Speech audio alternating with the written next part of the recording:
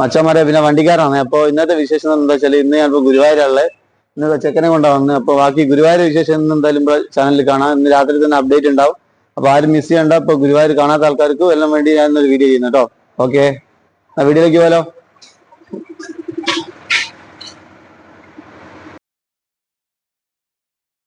മച്ചന്മാരെ ഗുരുവായൂർ വരുന്നവർ എല്ലാവരും ശ്രദ്ധിച്ചോളൂ കേട്ടോ. പിന്നെ പോലീസ് കേസ് ആണ്ട് നോക്കണം. കാരണം എന്താ വെച്ചാൽ ഗുരുവായൂർ നമ്മൾ അമ്പലത്തിൻ്റെ നടയെന്ന് ഇപ്പം അമ്പലത്തിൻ്റെ ഫോട്ടോ ഇല്ലേ, ഫോട്ടോ എടുക്കുക, പക്ഷേ വീഡിയോ എടുത്തിട്ടുണ്ടെങ്കിൽ ഇപ്പം ഹൈക്കോടതിൻ്റെ പുതിയ നിയമം വന്നിട്ടോ. വീഡിയോ എടുത്തിട്ട് നിങ്ങൾ എന്താ പറയുക സോഷ്യൽ മീഡിയയിലും അങ്ങനെ എന്തെങ്കിലും കൊടുത്തിട്ടുണ്ടെങ്കിൽ അത് നിങ്ങൾക്കെതിരെ കേസാവും കേട്ടോ. അപ്പോൾ അതെല്ലാവരും ശ്രദ്ധിക്കണം. ഫസ്റ്റ് എന്ന് പറഞ്ഞത് എന്താ വെച്ചാൽ അറിയാത്ത ആൾക്കാരിലേക്ക് എത്തിക്കോട്ടെ എന്ന് ചോദിച്ചിട്ട് അവൻ ലാസ്റ്റ് പറഞ്ഞിട്ട് കാര്യമില്ലല്ലോ.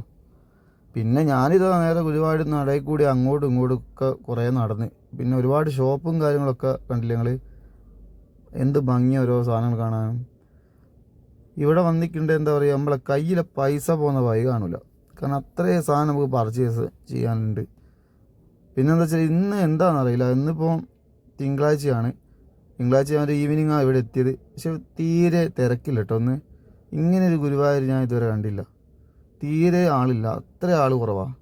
മറ്റ് എന്താ പറയുക ഗുരുവായൂരൊക്കെ പറയുന്നത് ഈ സമയത്തൊക്കെ ഫുള്ള് ജനങ്ങളായിരിക്കും. പക്ഷെ ഇന്നൊക്കെ അത് റോഡൊക്കെ നോക്കുമ്പോൾ റോഡൊക്കെ ഒന്ന് ഫുള്ള് കാലിയാണ്. ഇതെന്താ ഇന്നത്തെ സംഭവം എനിക്ക് തിരുവാതിര കിട്ടും. ഇപ്പോൾ തിങ്കളാഴ്ച എന്താ പറയുക ലീവ്, വേറെ ഗവൺമെൻറ് ലീവ് അങ്ങനത്തെ ഒന്നും ഇല്ലാത്തവരെ കൊണ്ടാണ്. പക്ഷെ എന്നാലും എനിക്ക് തോന്നുന്നില്ല, എന്നെ അത് അതിശയപ്പെടുത്തി കാണിക്കും. കാരണം ഇത്രയോ ആൾക്കാർ കുറഞ്ഞിട്ട്, എത്രയോ പ്രാവശ്യം ഗുരുവായൂർ വന്നിട്ടുണ്ടെങ്കിൽ പോലും ഇങ്ങനെ ആൾ കുറഞ്ഞിട്ട് ഞാൻ ആദ്യമായിട്ടാണ് ഗുരുവായൂർ കാണുന്നത്. കണ്ടില്ലേ റോഡൊക്കെ നോക്കുമ്പോൾ ഒരു ബൈക്കൊക്കെ വന്ന്, മറ്റേ റോഡിലൊക്കെ ബ്ലോക്കായിരിക്കും ഈ സമയത്തൊക്കെ. ഇപ്പോൾ ഏകദേശം ഒരു 1.5 മണിക്കാണ് ഷൂട്ട് ചെയ്യുന്നത്. എന്തോ ഒരു സംഭവം തന്നെ അല്ലേ. എന്തൊരു ഭംഗിയല്ലേ ഇത് നോക്കുങ്ങൾ. ഈ ഷോപ്പ് കയറിക്കേണ്ട ഉറപ്പാണ്, എന്തെങ്കിലുമൊക്കെ വാങ്ങിപ്പോവും. കാരണം കൃഷ്ണൻ അങ്ങനെ എന്താ പറയുക കണ്ണിൻ്റെ മുന്നിൽ നിന്ന് എടുക്കില്ല, അത്രയും കാഴ്ചയുണ്ട്. ഇതൊക്കെ എനിക്ക് ഭയങ്കര ഇഷ്ടമായി കേട്ടോ. ഗുരുവായൂർ വരുന്ന പ്രത്യേക ഒരു അനുഭവം തന്നെയാണ്. അപ്പോൾ രാത്രി കാഴ്ച നോക്കും, രാത്രി ഷോപ്പൊക്കെ നോക്കുമ്പോൾ പൂക്കച്ചവടമൊക്കെ ഏകദേശം 7-8 മണിയുണ്ടാവും. അടിപൊളി രീതിയാണ്. പിന്നെ ഇതാ പപ്പടം ഒന്നും പറയണ്ട, നമ്മുടെ നാട്ടിലെ പപ്പടം എന്നല്ല, പല വലിപ്പത്തിലും പല രൂപത്തിൽ നിന്നല്ല പല വലിപ്പത്തിലും. സോറിട്ടോ തെറ്റിപ്പാണ്, ക്ഷമിക്കണേ.